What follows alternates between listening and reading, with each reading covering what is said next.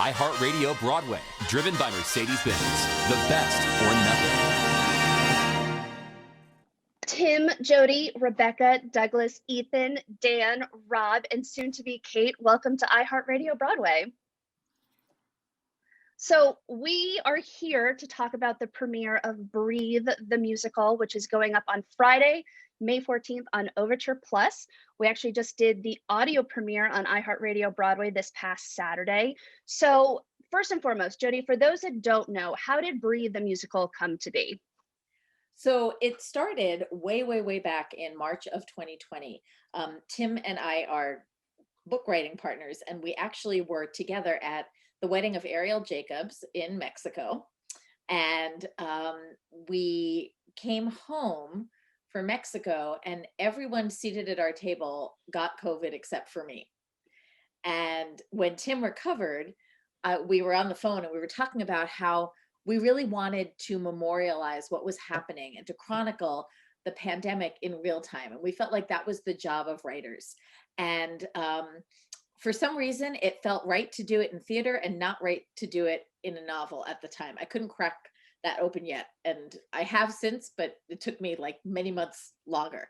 And we came up with the idea of writing short stories that were based around individual couples, and then kind of chronicling what the pandemic did to them, to their health and to their families and to society and to their relationships. And once we had these short stories, then we started to think, okay, no one is employed right now, so how many people can we employ? And we came up with the idea of asking a whole barrage of songwriting teams to be involved in the writing. And then that exploded again when we asked different directors to direct each piece. And somewhere in the middle of all that, because we were writing it in real time, something happened that really sort of gave us an extra vignette to play with. And that was the protests in response to George Floyd's murder. We really felt that it was necessary to include that in this story. We also felt like we were not the ones who should tell the story, Tim and I. So we were very fortunate to find Douglas and drag him on board to be both the librettist as well as part of the songwriting team for Fatigue. And that was really how it evolved. It happened and unfolded in real time over a period of months. I do think we broke a land speed record for creating a musical. Yeah. Well, and that was actually my follow-up question to Tim. I mean, Tim, I've been around you and Jody as writing partners for a while, and Tim, you also have been the playwright for other musicals as well. This was a record-breaking set for getting a musical finished, recorded, filmed at the 92nd Street Y. I mean, I don't think there's been anything like this before. You're right. I don't know of any other show. We started writing this basically the last week of March 2020 is when Jody and I started sort of unfolding this. And then by the time we hit the end of July, we had the college, various universities were doing workshops for us. And so the materials, the first draft of the entire show was more or less ready to go. We then refined that after the college workshops in sort of like October, November. And then we were doing a workshop in December here in New York City. And then we started rehearsals the end of February and filmed in March. So it literally was less than a year to get this whole thing up and going. And, you know, we have shows, Jody and I, that are working on that are on year 4, 5, or 6 and are still, you know, not there yet. So it is. And I want to say it's 5 interlocking suites, and it starts with Fever, which is Rob and Rebecca's suite. So Rob and Rebecca, this is a fairly, if I'm wrong, please tell me I'm wrong, but a fairly new writing partnership between the two of you. So I'm curious what it was like collaborating together, but then also collaborating with Jody and Tim on the book of Fever. Well, one of the reasons that I said when Tim and Jody approached me to do the project, I said, I'll only do it if I can work with someone that I haven't worked with before that I really love. And I've just been a big fan of Rebecca's music. So I reached out to her. I think part of the fun of creation, and especially on something that was a smaller scale, was like the stakes weren't so high that I could reach out to someone and be like, well, let's just try it. Let's just see how we work together. And I love Rebecca's hooks. She's so smart, but it was tricky because we we're trying to figure out what our way in was to the story and make sure that that fit also with Tim and Jody's vision. So they had presented us with an idea of this like one night stand that went wrong. And then Rebecca and I, we were listening to a lot of radio, podcasts and news reels like we all were, and and people that were trapped overseas was really interesting. And this idea of like somebody that kind of by the kindness of strangers was maybe in a foreign country and couldn't get back, and that idea of the kind of microcosm was kind of a cool way to like start the show, so then we can get back to New York with all these other New Yorkers, and there's this fish out of water story with Allison, also raised the stakes. And it was really fun to play with too, because we got to work with Lynn on like trying to find orchestrations that also felt like authentic to some Mexican influences as well, and Mexican pop music, which was like a whole new world for me to explore. So every time I work on a new project, I work with a new person, it like is such a education, and when you get to do so much research, so it just makes you a better writer. But that was kind of our way in, and I don't know, Rebecca, is there anything else you want to add to that? I mean, this whole thing has been like education for me personally. I mean, this getting to work with so many incredible people off the bat, and then having Rob as my writing partner. And I think my big thing is the fact that we were all able to create this from all over the world. I mean, I wrote this pretty much in my childhood home in California, and like I'm only here now recently, but it's been an incredible experience. And then having Rob there, I've just learned so much more that will help even beyond this project. But it just makes me very proud of the work we've done and the story we've created. And with Tim and Jody then going back and forth and wanting to make it a grander scope, wanting to take it maybe beyond the border, wanting to bring in a new perspective, a perspective that's very personal to me, being a Mexican American, and just having that conversation and then getting to create Fever as a piece. I mean, it's... Yeah. But Sarah, SJ, you're right about talking about like how quickly this process came together. So like, Rebecca and I had worked together, Tim and I had worked together, Jody and I hadn't worked together. So it was a lot of like, what is your language of how you work? So there's a lot of growing pains, right? And we had a very like compressed amount of time. So there's some like good, hearty, constructive, tete-a-tete sometimes, and that I think always brings out the best work though, because you're trying to figure out what is this character, how can we get the most out of it, what is the overall arc to it. I think at some point I was like, this has got to be connected. I don't remember, I was like, I want there to be some glue to all of this too. So that also we started talking about how maybe that could be unified together with the other pieces. But yeah, it took a while, but we figured it out. But we'll talk about cast in a second, but Douglas and Ethan, with Fatigue, which is Suite 4, I'm also curious what your experience was like collaborating on this musical, but then also Douglas collaborating on the book of Fatigue with Jody and Tim. For sure. So Ethan and I think this project was destined, because 4 years ago we were commissioned by the Fifth Avenue for a project where we wrote this entire like 60s score that had to do with racial integration of a fraternity. So we had these 20 songs, and the show went blop and nothing happened. And then last summer when Jody and Tim reached out, I was like, Ethan, maybe we could use some of these songs for the show. And it worked. I don't know how, but it really came together. And so that was a blessing in disguise, especially, with the heat of last summer. And then, the trick with Fatigue, and we've had quite an experience with Fatigue, is figuring out the tonality of telling the truth, but also tapping into a very nuanced conversation on what it is to be African American and what it is to be a police officer in America at the same time, while raising a young Black man who's challenging the system that you work for. Right. So but I feel like what a better place to have those discussions than the theater. So I'm excited and nervous and excited and grateful for the opportunity. And E, do you want to talk about the music a little bit? Sure. Yeah. I mean, Doug and I are like really heavily influenced by a lot of the Motown groups like the Temptations, Martha and the Vandellas, Four Tops, Smokey Robinson. And the finale song of our vignette is called Together We Can. And that was really heavily influenced by What's Going On by Marvin Gaye, which was written in like 1971. Sorry, it's so good. It's so good. Thank you. Yeah, and I didn't realize before, but that song was What's Going On was actually a reaction initially to witnessing of a police brutality incident by Obie Benson of the Four Tops, who co-wrote the song. And that song has there's like a simplicity to it, there's a warmth to it, but obviously there's like enormous pain and composure and depth under its groove. And Together We Can is kind of like our 2020 version of What's Going On, because it just has like very similar themes. I can actually speak too about kind of the first song, My Crown, which is like kind of like just a blues. And I feel like we could talk about blues for like the whole hour, but like it's just like a uniquely Black American song form that is like cathartic. It's like a form of coping by releasing your woes through song and story. There's pain behind it, there's sadness behind it, there's energy behind it, but there's also healing behind it. Mhm. And that speaks personally for me, and I'm sure Doug as well.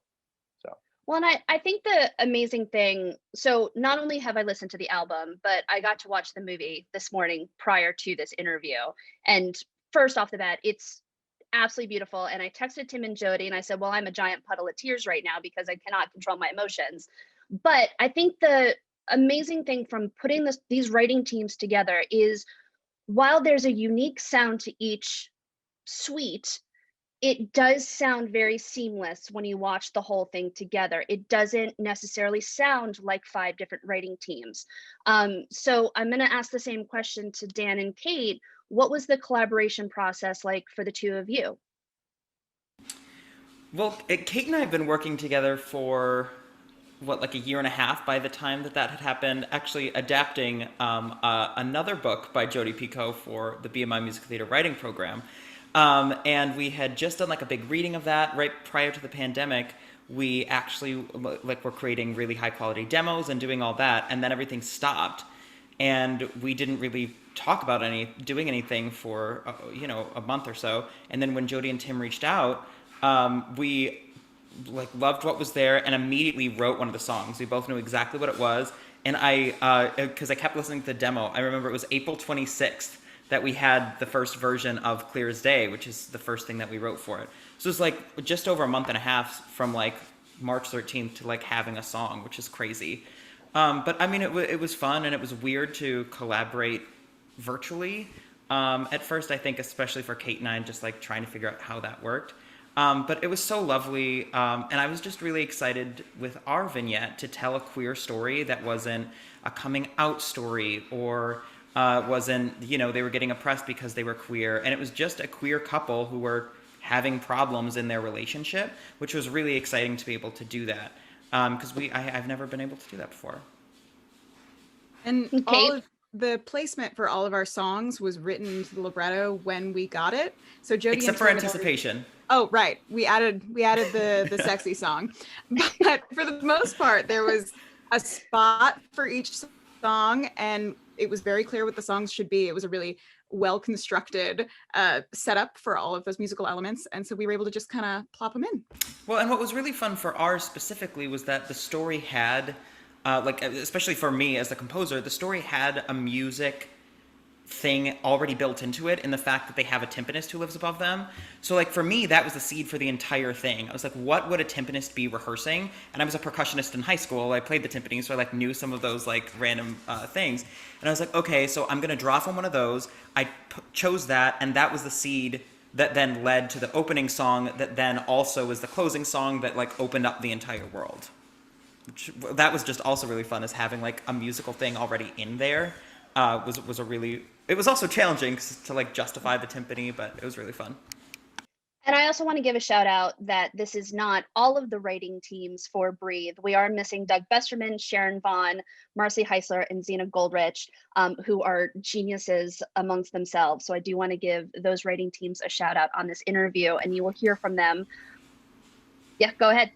You reminded me of something else I wanted to say, and it reminded me when Rob and Rebecca were talking earlier, that the other thing that Kate and I did was we sort of crafted the overall finale and opening and underscoring, and then we got to collaborate with every writing team of bringing in quotes from the song before but keeping it in the same style, and what are we going to do with that. So that also was really fun, of trying to figure out collaborating over Zoom with like 12 writers was very interesting and very fun as well.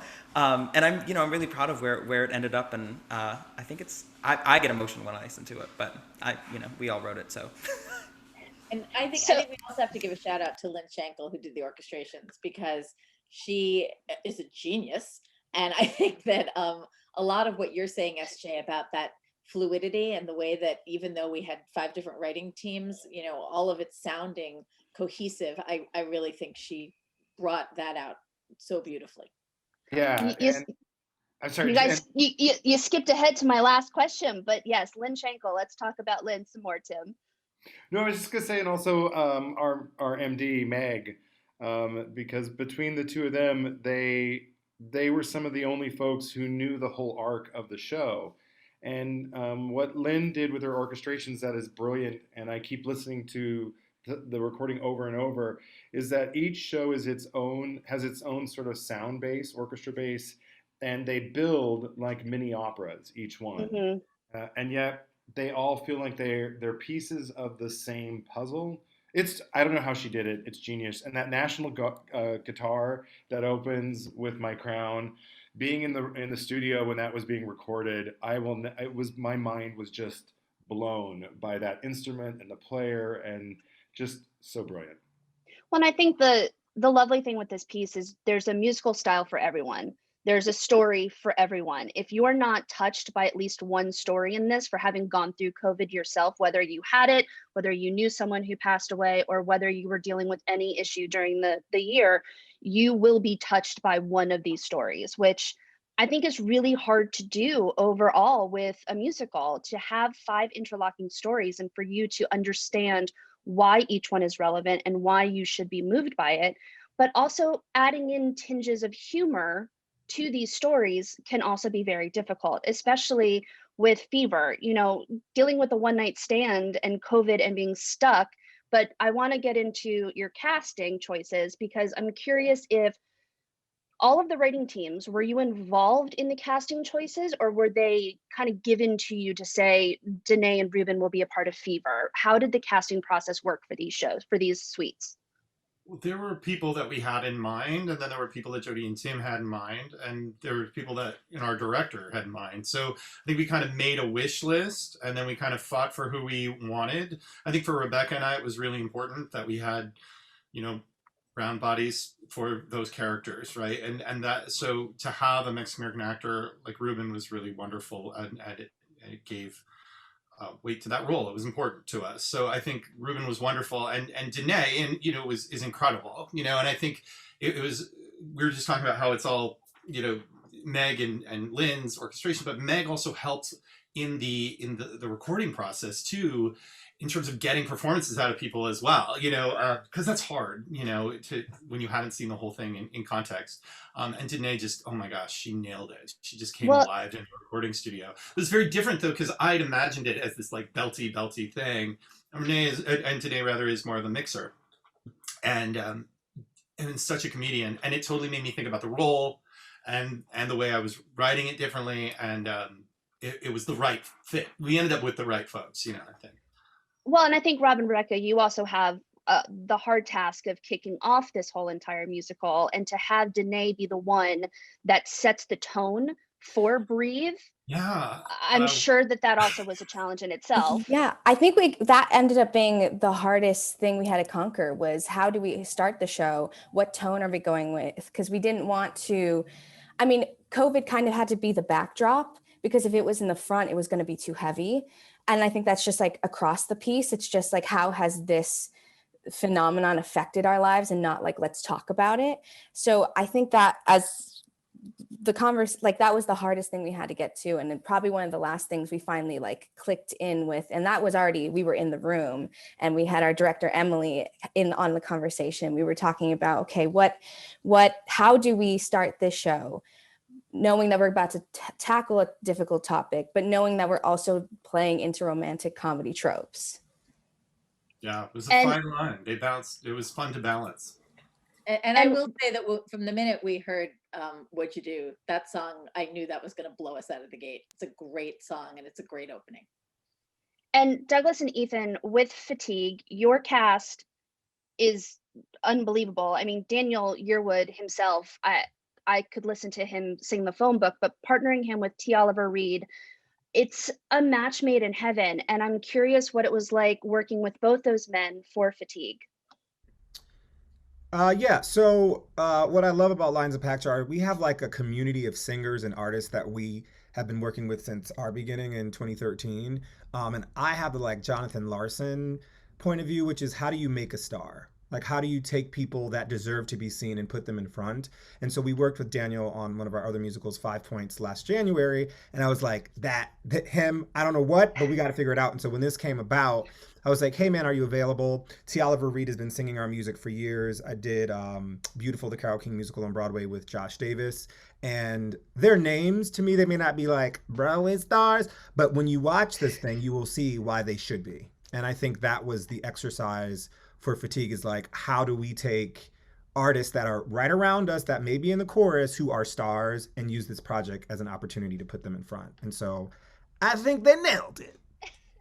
When Daniel stands up on the chair, which is one of the most moving moments, and I texted this to Jody and Tim earlier, when he stands up on the chair to protest to an empty audience, to still remind us that COVID is very much a real thing, even though it is a protest song, it is truly one of the most moving moments within Breathe itself.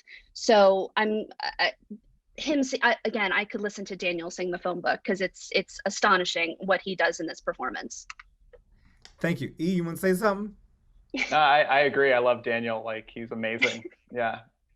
Yeah, and I think we're happy to like have, also for me, for on a personal note, representation of Black leading men who are not twirling or doing splits or oppressed or crying, who are literally just being a family and leading a story that is about our skin, but also is about humanity and love, is like a new chapter, I think, because I think we all know Broadway is going to be slightly different when we come back. So just this opportunity is also beautiful, because I was saying this to my parents on my ride down, like every opportunity that we write is a legacy for the Black theater actors to come. And so this piece, for the test of time, will have 2 new roles for Black men, and that personally is just really exciting as well. That sounds similar to what Daniel was saying too, about having a queer story that's not necessarily just the tropes, the typical things that we've seen too. So yeah. I remember with after Ruben got back home to California, he got on social media and he said the same thing about being able to play just a Mexican guy in a great story that had nothing to do with him being a villain or in a gang or with a gun or with drugs. Like, that was not what his story was about. And I was like, wow, that might be one of the nicest compliments that we've gotten so far. And as someone who got into writing because they just didn't see themselves on stage and thought that I could make a difference behind the table, that being a part of this project and knowing that across the board in even different stories, we all feel like we are giving opportunities in a way that is meaningful and impactful, that's honestly, it's been like the biggest gift of this entire project. And Dan and Kate, with working with Max Clayton, Matt Doyle, who are a real life couple, they're one of 2 real life couples in Breathe with Patty Murin and Colin Donnell. What was that collaboration like, working with both Max and Matt? I mean, it was amazing. There for a lot of reasons, and we were really lucky, specifically with ours, is finding in musical theater, finding 2 gay men who are dating each other who can sing high is not that difficult. So we had a very long list of people that we would have loved to have it, and when we settled on Matt and Max, I was just so excited because I've loved Matt for so many years. Like, I would listen to Bear on repeat in high school, So it was really exciting to hear him again now sing the story, right, where Bear's like talk about like the queer story of overly emotional and stuff, and just writing a love song for them and just like hearing them sing it together. And what was also really fun was that they've never worked together. They've never actually performed together. They've never done anything together, which they told Kate and I like at the recording studio. So we'd even already filmed, and we're like, why did you not tell us? Like that's so amazing. But yeah, they were, I mean, just so lucky to work with them. And the chemistry was already there, so that was really great. They're adorable. I will say, I'm curious what everyone's going to have something different to take away from Breathe. You're, like I said, you're going to relate to one of the suites or all 5 of the suites, but I'm curious for each of you what you want audiences to take away from Breathe when they are able to see the film for the first time on Friday. And anyone can start. There's this image. I was asked like at the beginning of the pandemic to do a bunch of projects, and it was really hard for me because they were like, write a song about like inspiration. I always am like, ugh. I've had to do it before, and for things like Hurricane Katrina and stuff like that. And I reached out to a lot of international friends in the UK and Canada to try to like collaborate on things like that. I kept coming back to this image of like, if I'm stuck trying to self-motivate to write a song, I'd be like, I don't know why. I'm like, my purpose, like, what do I do? Like, there's bigger issues in the world. How do I even cope? And this idea of I'm not alone because I know someone else is trying to help someone else, and this idea. And so like when in our piece, when Ruben steps out, you know, that character steps out and looks out on the city, and he thinks, oh, in each one of those little homes, there's somebody in that light that's leaving a light on that is trying to take care of or help someone else. And it means like, oh, it gives you courage to keep going. So for me, like that is something that I take with me from this piece, of just this idea of like hope and interconnectivity, that we're all connected and we need each other in some way. And that like, it may feel daunting, but if you can just do little things, whatever that may be, one note, one thing, one song, whatever, you know, it can really make a big difference in a global way, whether or not you even realize that. Anybody else? I think it's really, to me, it comes down to the message that Kelly's character, Vivian, leaves us with at the end, which is when we get to the other side of this pandemic, will everything that we have lost and learned be worth it? Because when the world pushes pause, I think we all want to believe that there's a reason that we're supposed to be stopping and reflecting and taking stock. What's important? What really isn't important that we thought might have been? And how do we carry those lessons with us after this, when the world does get busy and crazy again? What are we not going to forget very purposefully? I would also say too, it's like this piece and this moment reminds me that at any moment, everything could be taken away. And so are we breathing?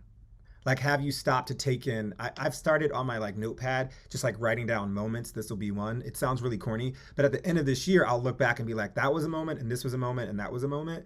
And I think, you know, it's also about humanity and mindfulness, and that during the pandemic, people were going through this thing in 12 different ways all around the world. Like, we are not the only like self-centered people, you know, it's not all about us. It's like something can come in and be like, all that you had is gone, baby. So what are you going to do now? You know what I mean? So I think this piece is just a reminder to breathe, literally, but also caring and like listening and stopping and taking in nature and like sounds and just hello and hugs mean so much more. So the little things we take for granted, I think, will mean so much more after this. And this piece, I think, encapsulates the memory of the importance of all of that. Yeah, it's when you said encapsulates, I always think of it as almost like a cathartic time capsule, right? Where it's like, because it goes over 9 months, I believe, it's like you're thinking about like, I remember where I was at this moment, and while these people are going through this, I remember I was doing this and I was doing this.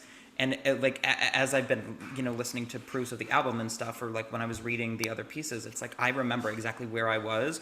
And it's then you get a snapshot of what these other people were doing, but you're still also like reassessing yourself. And then tying into the epilogue, which I think is so interesting, because like we haven't reached where the epilogue takes place yet. Like that's when everything is back to normal. The memory of the pandemic is sort of in the past. And it's like right now it's still a hopeful thing. And I'm looking forward to the time when we all can watch Breathe. And we're in the epilogue. We are in that world again, and then looking back on it from a very different lens than we are all going to do on Friday, where we have not yet reached that point. I'll add too, like, I think with tragedy or pain or unexpected changes, there's opportunity. There's opportunity for improvement. There's opportunity for adaptation. And this is obviously not to diminish the pain that COVID has caused to millions of people. But there have been, oddly, paradoxically, silver linings, and there's self-discovery and there's societal discovery. And we can take the good too and recognize that as well. And I'm also curious because on Friday, when the film comes out, it's also going to be available for licensing with Music Theater International. So hypothetically speaking, let's say in 10 years' time, there's a school group that is doing Breathe the musical and premiering it at the International Thespian Festival. God willing, let's say that happens. Those students are 10 years younger right now and may not remember what the pandemic was, what COVID-19, what their parents went through. So I'm curious what you wish for those students or community theaters performing Breathe in 10 years' time. What do you want them to take away from the musical in a later date? One, I hope that they remove anticipation for the high school version. I don't want to see that. Sorry, we can cut that one out. But anyways, I didn't even listen to the question because that's all I was imagining. Someone else can answer. I think there's an element of like not being well, it's like history, right? Like if you're doing any show that is set at another time that is dealing with a crisis, whether Rent, the AIDS crisis or whatever. But I think like the idea of like things like Douglas was talking about, things could be taken away from you. I mean, you can't be complicit. Like you have to be active in your relationships, in your relationship with yourself and your family, your friends, your community. And I think like that will carry on, and hopefully, yeah, people. I have this real weird feeling. We've already kind of felt it in a bit of like where we've blocked out things that happened in the past 2 years, just as probably as trauma, response, mechanisms for ourselves.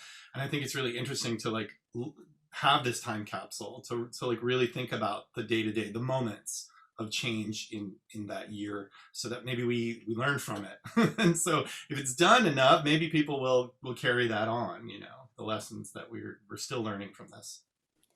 I think also if you remove COVID, saying that like 10 years down the line, COVID is now this historical event, I think it captures just the greater essence of like the human spirit, because like you have to keep living day to day.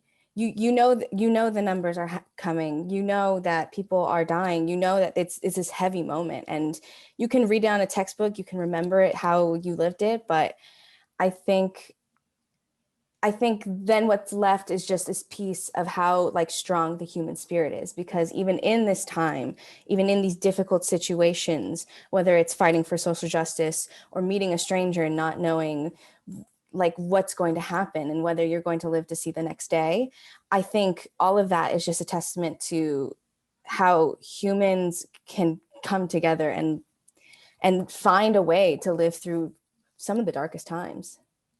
And I will say, Daniel Yearwood did a liner for the matinee, and I cannot remember if we used it or not, but he said, we're all in different boats moving through the same storm. And I really hope that people take Breathe as a healing mechanism also to get through the past year and a half, 2 years that we'll have gone through. I do want to mention one more time, Breathe is premiering on Overture Plus on May 14th. There are various packages. You can be a part of the after party, which is going to be at the 92nd Street Y with the talkback. The cast album is coming out on Broadway Records on the 14th. I guarantee, as someone that has seen the film, the amount of talent that is not only in this Zoom, but in this musical is insane. I promise you, you will be moved, you will laugh, you will cry, you will feel all of the emotions with Breathe the Musical. So please get your tickets today. I guarantee you will be amazed at just how wonderful this show is. So everybody on this Zoom, thank you so much for joining me today for iHeartRadio Broadway, and just a huge congratulations. Thanks, SJ. iHeartRadio Broadway, driven by Mercedes-Benz. The best or nothing.